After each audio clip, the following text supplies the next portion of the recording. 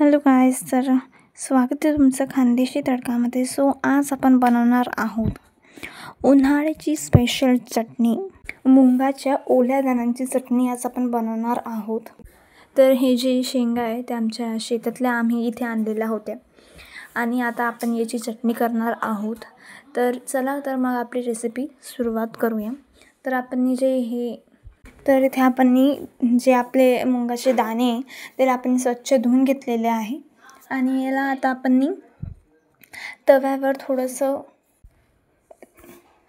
Roast थोडंसं व्हायला आपण इथे गॅसवर त्याला ठेवलेलं आहे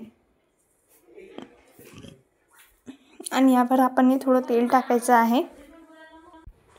तर याला आपण आता 2-3 मिनिटाकरता म्हणजेच मिनिमम 5 मिनिटाकरता आपण याला गॅसवर जे ते रोस्ट होऊ द्यायचं आहे आणि याला चांगलं झाल्यानंतर याला मधात हलवत राहायचं आहे आणि याला आता आपण 5 मिनिटं तरी आपण याला गॅसवर रोस्ट होऊ द्यायचं आहे तव्यावर.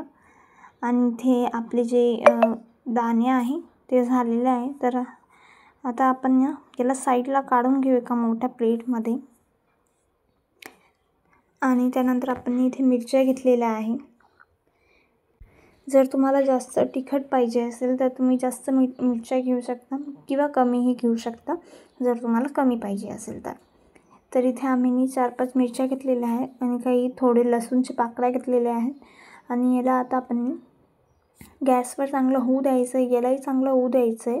जसं ब्राऊन म्हणजे थोडंसं ब्लॅक पण नाही करायचं, बट नॉर्मल आपण जसे आपण रोस्ट करता तसे आपण करायचं आहे. आणि इथे जे आपले मिरच्या आहे ते सर्व रोस्ट होऊन झालेलं आहे. आता याला आपण काढून घ्यायचं आहे. एका मोठ्या प्लेटमध्ये आपण आपलं सगळं साहित्य काढून घेतलेलं आहे. त्यानंतर आपण जे मिरच्या आणि ते सर्व रोस्ट केलं होतं तव्यावर ते आपण सर्व टाकायचे आहे आणि जे आपण दाणे रोस्ट केले होते तेही आपण यावर टाकायचे आहे. आता मिक्सरमध्ये आपण याला ग्राइंड करायचं आहे. आता एकदम असं जास्त एकदम पतलं पण नाही करायचं आहे, जसं तुम्ही बघू शकता की आम्ही कसं केलेलं आहे.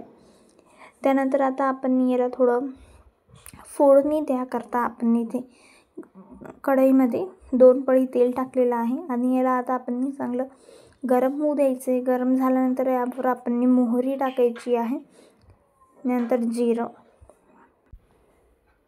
आणि याला चांगलं होऊ द्यायचं आहे तेलामध्ये. त्यानंतर आपण जे मिक्सरमध्ये आपण ग्राइंड केलेलं होतं, जे रोस्ट करून आपण मिक्सरमध्ये ग्राइंड केलेलं होतं ते यामध्ये टाकायचं आहे आणि यालाही चांगलं होऊ द्यायचं आहे. तर याला अगदी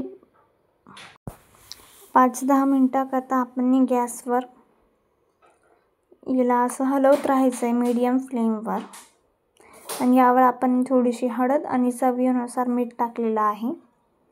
तर याला आता आपण चांगलं हलवून घ्यायचं आहे आणि आता आपण याला चांगलं हलवत राहू द्यायचं आहे.